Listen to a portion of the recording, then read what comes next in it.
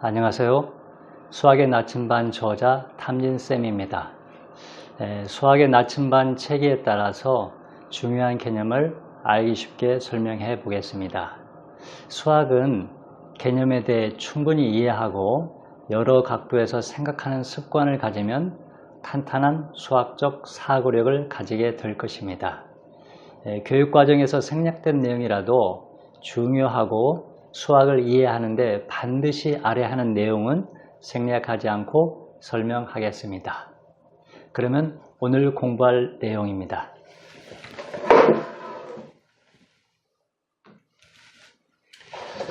오늘은 세 가지에 대해서 공부할 건데, 첫 번째, 직선과 반직선의 길이는 같을까 다를까?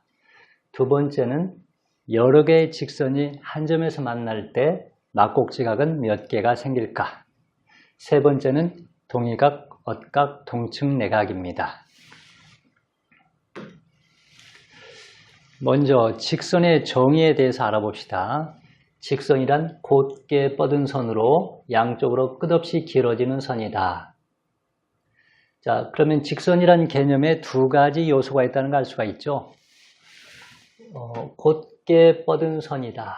자, 이 말은 직선은 휘어지지 않았다 하는 겁니다. 그 다음에 끝없이 길어지는 선이다. 양쪽으로 끝없이 길어지는 선이다. 즉, 직선은 길이가 무한대이다 라는 것입니다.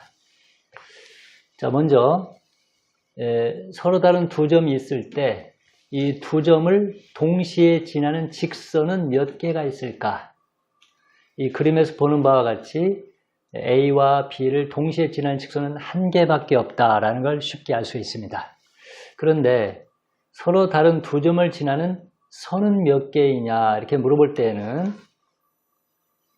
이 선이라는 개념에는 직선뿐만 아니라 곡선도 들어있는 거기 때문에 두 점을 지나는 선은 무수히 많다고 해야 됩니다. 뭐 A와 B를 지나는데 곧게 지나갈 수도 있지만 이렇게 갈 수도 있고 또 이렇게 갈 수도 있고 또는 여기서 몇 바퀴 돌다가 갈 수도 있는 거기 때문에 A와 B를 동시에 지나는 선은 무수히 많다라고 해야 됩니다. 또 서로 다른 두 점이 아니라 한 점을 지나는 직선은 무수히 많다라고 할 수 있습니다. 또 직선은 아까 말한 대로 양쪽으로 끝없이 길어지기 때문에 길이를 알 수 없다고 했습니다. 그러면 여기 직선 L이 있고 또 점 ABC가 있는데 이 직선을 말하는 방식이 두 가지 방식이 있습니다. 그냥 여기서처럼 L이라고 하는 이름을 붙이는 방법, 직선 L 이렇게 말하는 방법이 있고 또 하나는 L 위에 있는 점 두 개를 가지고 직선을 표현하는 방법입니다. 즉 직선 AB라고 하면은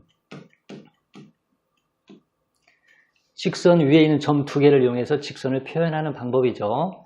근데 직선 AB라고 하거나 직선 AC라고 하거나 똑같은 직선입니다.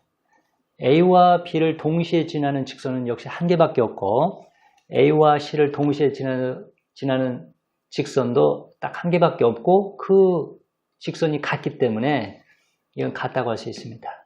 또 직선 AB와 직선 BA도 같다고 할 수 있습니다. 이 직선에서는 양쪽으로 길어지고 있기 때문에 방향의 아무런 중요성을 가지고 있지 않죠. 직선 BA라고 하나, 직선 AB라고 하나, 또는 직선 AC라고 하나 다 똑같은 겁니다. 반직선에 대해서 개념을 알아보면 반직선은 한 점에서 출발하여 또 한쪽 방향으로 끝없이 곧게 뻗은 선이다. 직선과 마찬가지로 반직선도 곧게 뻗은 선이죠.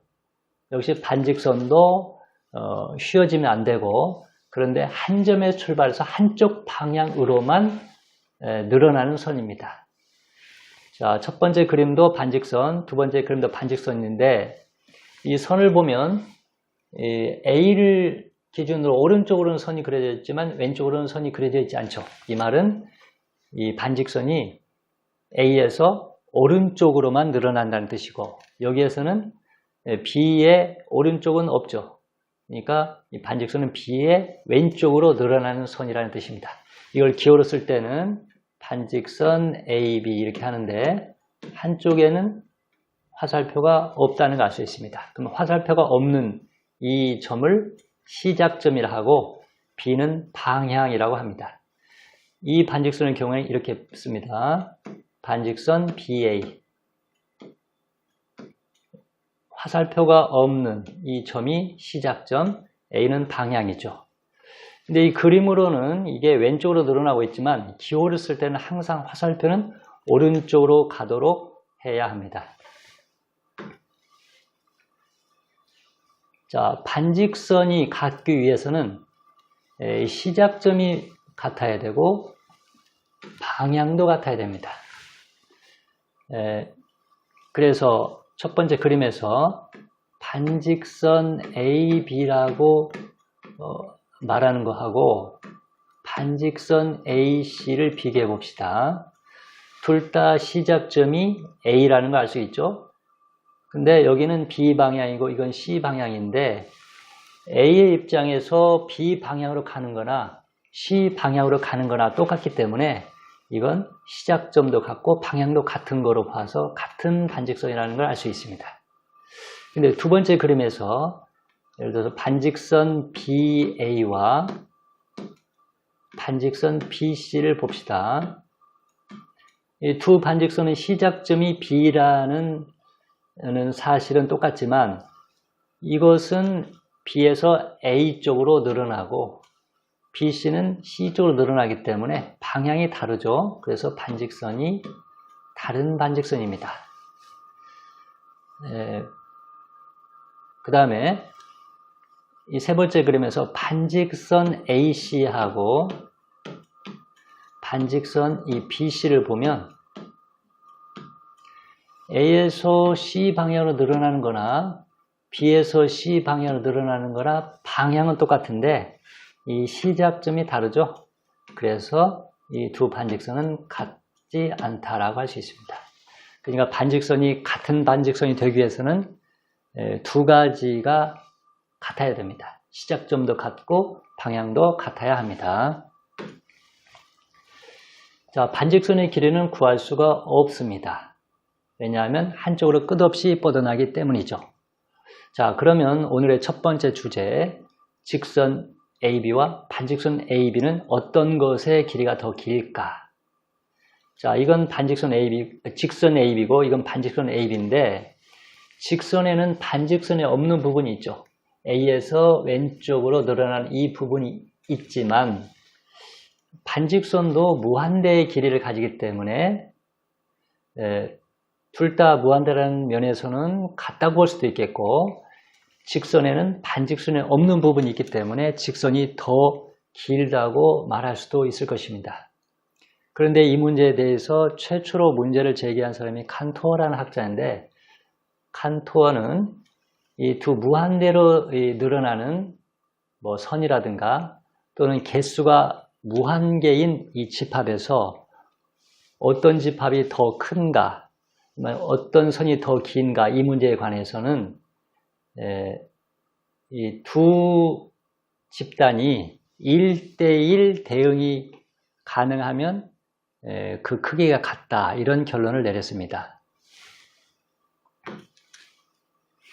자, 자연수와 정수는 둘 다 무한계이지만 1대1 대응이 가능하기 때문에 그 개수를 같다고 본다. 이것이 바로 칸토어의 견해입니다. 그리고 이것이 수학계에서 일반적으로 받아들여지고 있습니다.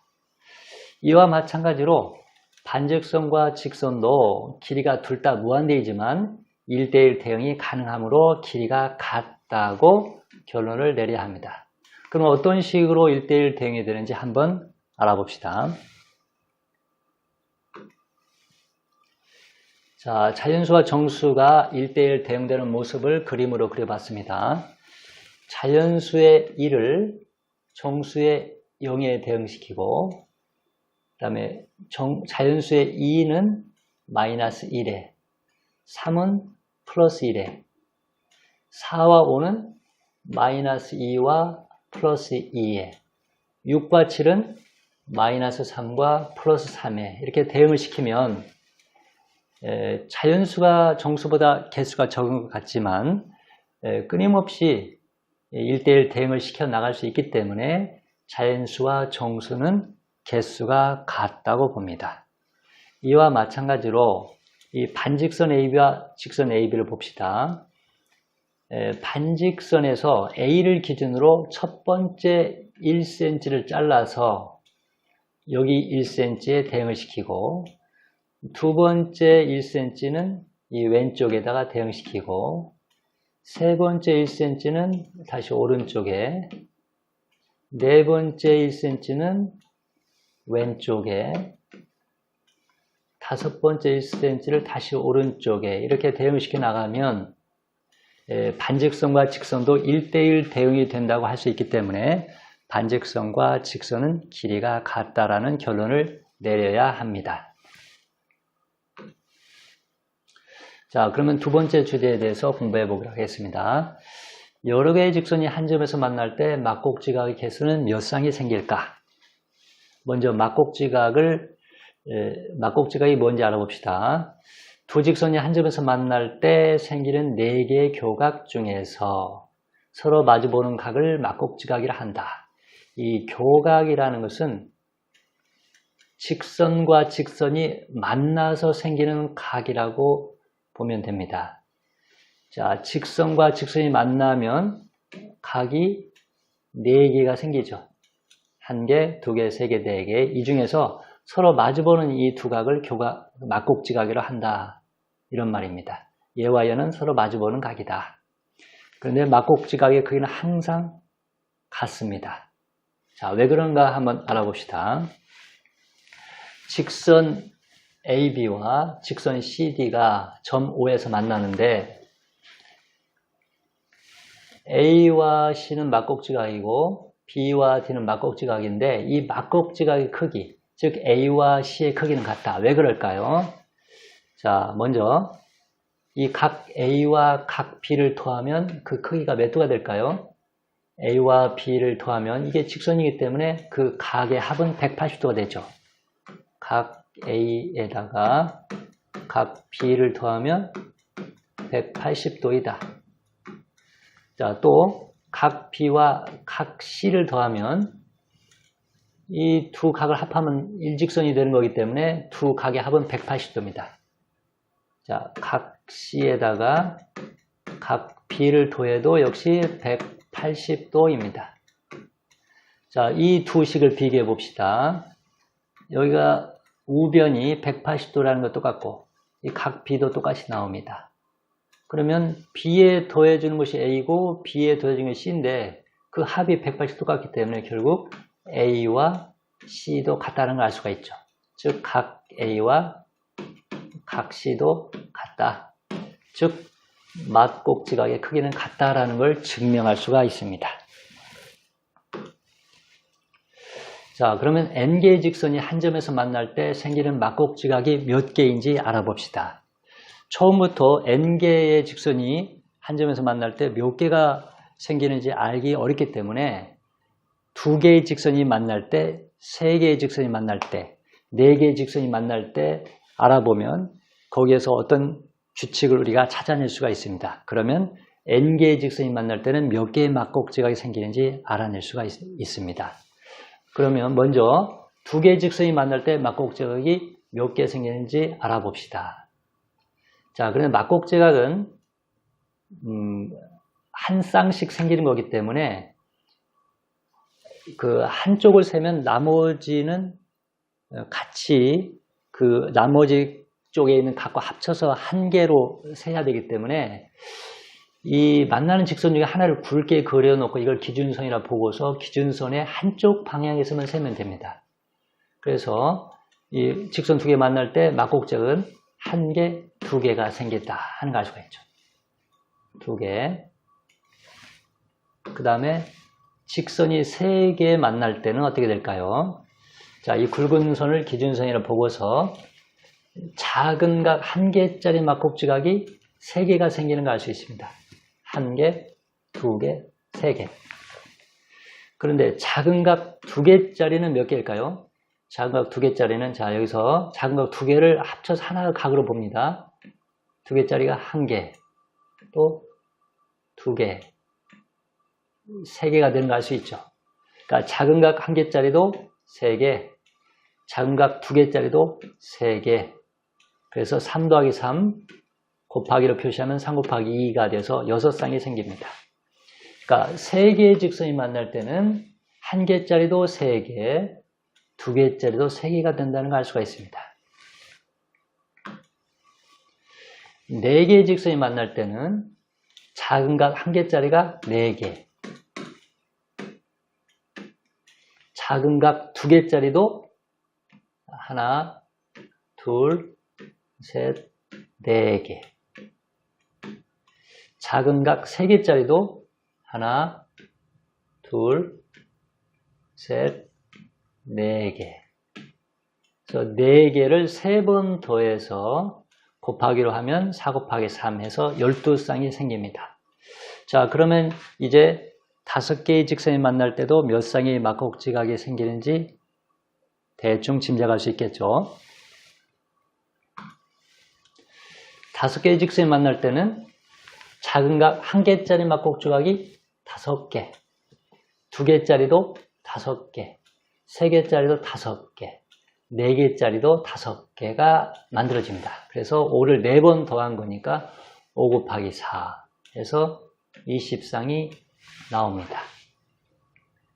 그러면 n개의 직선이 만날 때는 작은 각 1개짜리가 n개, 작은 각 2개짜리도 n개, 3개짜리도 n개.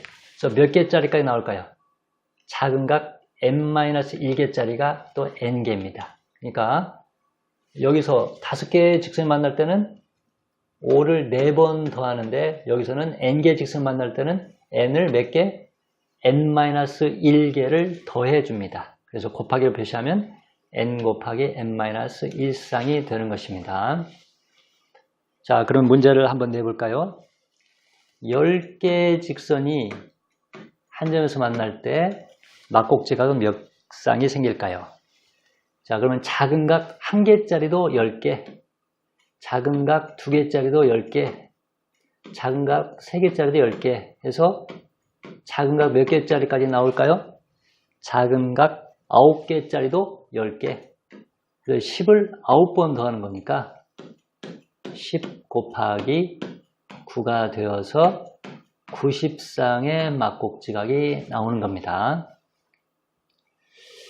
이렇게 공식의 유도 과정을 잘 기억하고 있다면 공식을 억지로 기억하려고 하지 않아도 쉽게 그 답을 알아낼 수 있을 것입니다.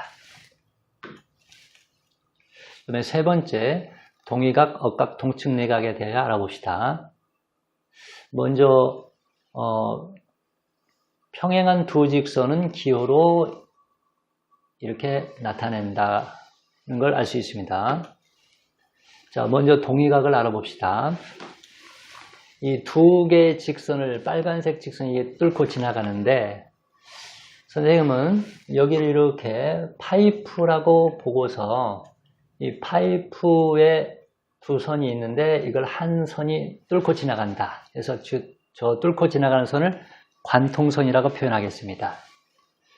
왜 이렇게 표시하냐면 이 파이프 안쪽에 있는 것은 안에 있는 각이다라고 하고 밖에 있는 각은 밖에 있는 그 외곽이다라는 표현을 하기 위해서입니다. 그러면 여기서 이걸 관통선이라고 볼 때 이게 파이프라고 보고 관통선이라고 볼 때 동위각은 이 관통선을 기준으로 이게 왼쪽에 있죠? 이 각도 왼쪽에 있습니다. 근데 이 각은 파이프 안쪽에, 얘는 파이프 바깥쪽에 있습니다. 이럴 때 이 두 각을 서로 동위각이라고 합니다. 여기에서도 이게 파이프라고 할 때 이 관통선을 기준으로 둘 다 오른쪽에 있죠. 하나는 파이프 내부에, 하나는 파이프 외부에. 이런 때 이 두 각을 동위각이라고 합니다. 그러니까 이 동자가 붙어 있으면 관통선을 기준으로 둘 다 왼쪽에 있든지 둘 다 오른쪽에 있든지 해야 됩니다. 그 다음에 억각인데, 억각은 이 파이프 선이 있고 그다음에 관통선이 있을 때 하나가 관통선의 왼쪽에 있으면 하나는 관통선의 오른쪽에 있어야 됩니다. 그리고 둘 다 파이프 내부에 있어야 됩니다. 여기도 파이프가 이렇게 있다면은 관통선을 기준으로 하나는 왼쪽, 하나는 오른쪽에 있을 때 이 두 각을 서로 억각이라고 합니다. 둘 다 파이프 내부에 있다는 걸 확인할 수가 있습니다. 세 번째 동측 내각입니다. 이 각은 이름이 어려워서인지 잘 기억을 하지 못한 학생들이 있는데 이 용어를 정확하게 알게 되면 이게 그렇게 어려운 내용이 아니라는 걸 금방 알 수가 있습니다. 동의각과 마찬가지로 동자가 붙어 있는데 이 동자가 붙어 있으면 이 관통선을 기준으로 둘 다 왼쪽에 있다는 걸 알 수가 있죠. 여기도 관통선을 기준으로 둘 다 오른쪽에 있습니다. 그런데 둘 다 내각이죠. 그러니까 동측 내각은 동측이 무슨 뜻이냐면 같은 쪽에 있다는 뜻이죠. 같은 쪽에 있고 둘 다 내각이다. 이런 표현입니다. 그러니까 이게 둘 다 관통선 오른쪽에 왼쪽에 있고 둘 다 내각이다. 관통선 오른쪽에 둘 다 오른쪽에 있고 둘 다 내각이다. 이런 뜻이죠. 그래서 동측 내각이라는 이름이 붙어 있는 겁니다.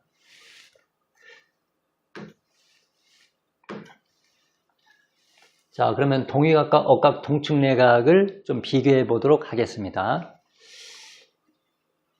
동의각과 동측 내각은 동자가 붙어 있는데 이 동자가 붙어 있는 각들은 관통선을 기준으로 같은 쪽에 있다라는 걸 기억하기 바랍니다. 또 억각과 동측 내각은 전부 다 파이프 내부에 있다. 이걸 기억하기 바랍니다. 동의각은 하나는 파이프 내부에, 하나는 파이프 외부에 있었죠. 자, 억각은 관통선을 기준으로 반대쪽에 있다. 하나는 왼쪽, 하나는 오른쪽 이런 거죠. 엇갈려 있다. 그래서 억각이라고 하는 겁니다. 또 아까도 말했지만 동의각은 하나는 파이프 내부에, 하나는 파이프 외부에 있다. 이런 점에서 억각 동측 내각과는 다르다라는 성질을 알 수 있습니다. 이렇게 지금 동의각, 억각, 동측 내각을 다양한 각도에서 분석한 이유는 바로 여기에 나오는 예문을 풀기 위해서입니다. 자, 이 두 직선이 평행이고 하나의 선이 이걸 뚫고 지나갈 때는 억각과 동의각, 동측 내각이 어디에 있는지 쉽게 알 수 있지만 이 문제처럼 세 직선이 이렇게 삼각형을 만들고 있을 때는 동의각이 어디에 있는지 구하기가 조금은 어렵습니다. 그래서 이때까지 그 세 각을 비교를 해봤던 겁니다. 자, 그러면 이 예문을 보고서 문제를 한번 풀어보도록 하겠습니다. 자, 이 선 세 개가 이렇게 삼각형 모양을 만났을 때 여기에 있는 각이 H가 되는데 이 H의 동의각과 억각 동측 내각을 한번 구해보도록 하겠습니다. 자, 그런데 이제 이 세 개의 선이 있을 때 어떤 선을 관통선이라고 볼 것인가에 따라 답이 달라지기 때문에 첫 번째 그림은 L이 관통선이라고 할 때, 두 번째는 이 M이 관통선일 때, 세 번째는 N이 관통선일 때 이렇게 세 가지 관점에서 살펴봐야 합니다. 자, 그럼 먼저 동의각을 구하려면 여기가 H인데 H의 동의각은 어디에 있을까요? 자, 이 관통선을 기준으로 H가 밑에 있으니까 밑에 있는 각 이 네 개 중에서 H는 파이프 내부에 있으니까 외부에 있는 이 D를 동의각이라고 합니다. 그 다음에 여기서는 여기 H가 있는데 관통선의 위쪽에 있죠? 그럼 관통선 위쪽에 있는 선 그 각 중에서 H는 파이프 내부, 그러니까 외부에 있는 S가 바로 동의각입니다. 그 다음에 관통선이 N일 때는 H가 관통선에 멀어져 있는데 이럴 때는 동의각이 없습니다. 이 동의각, 억각, 동측 내각은 관통선 주위에서 생기는 거기 때문에 이 관통선이 N이라고 할 때는 H의 동위각은 없다가 됩니다. 자, 그러면 이제 억각을 찾아봅시다. H의 억각. 자, H가 이건데 억각을 구하시오. 그러면 이게 관통선일 때 억각은 B가 되겠습니다. 둘 다 파이프 내부에 있는 각이죠. 이게 파이프니까. 그 다음에 H의 억각을 구하시오. 그러면 H가 관통선 위쪽이니까 아래쪽에 있는 것 중에 내부에 있는 거. Q가 바로 억각입니다. 여기에서는 역시 억각이 안 생깁니다. 네, 세 번째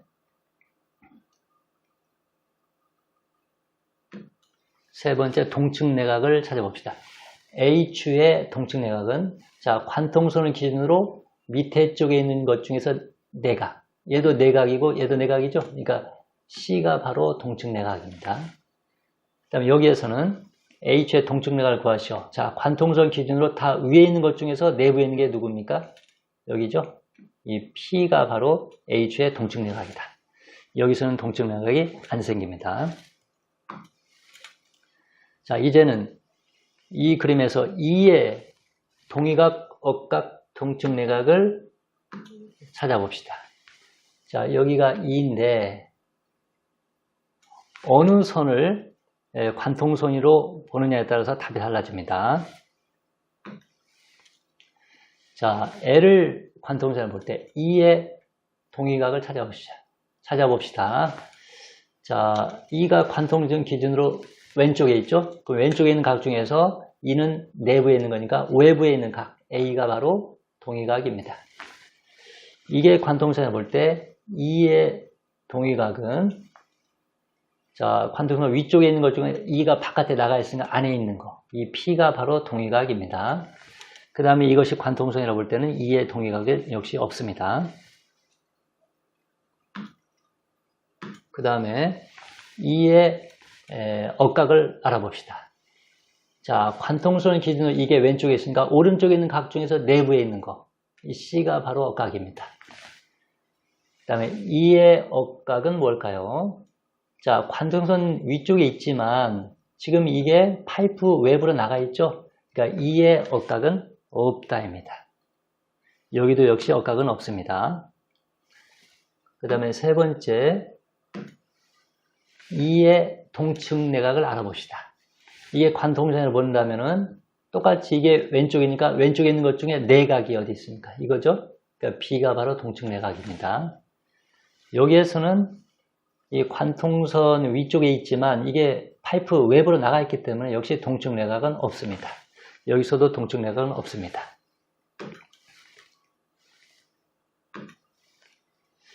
자, 세 번째, A의 동위각, 억각, 동측 내각을 구하시오. A가 여기에 있습니다.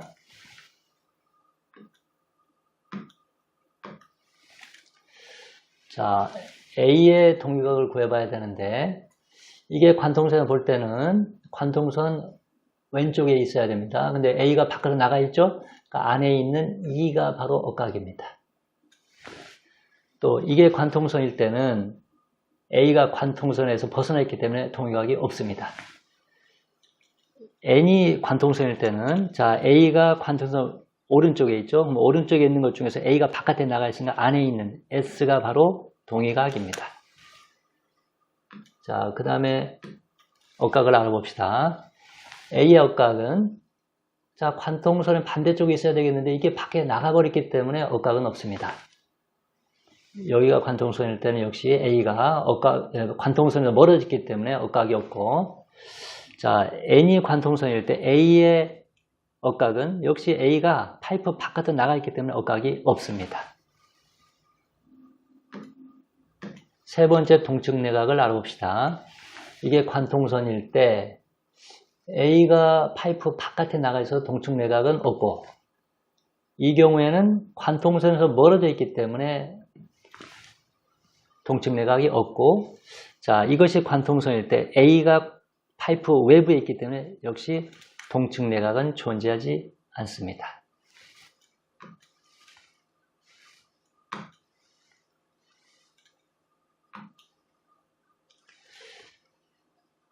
자, 이제까지는 동위각과 억각 동측내각을 배워봤는데 이 동위각과 억각 동측내각은 평행선이 있을 때 특별히 의미가 있는 겁니다. 자, 평행한 두 직선이 있고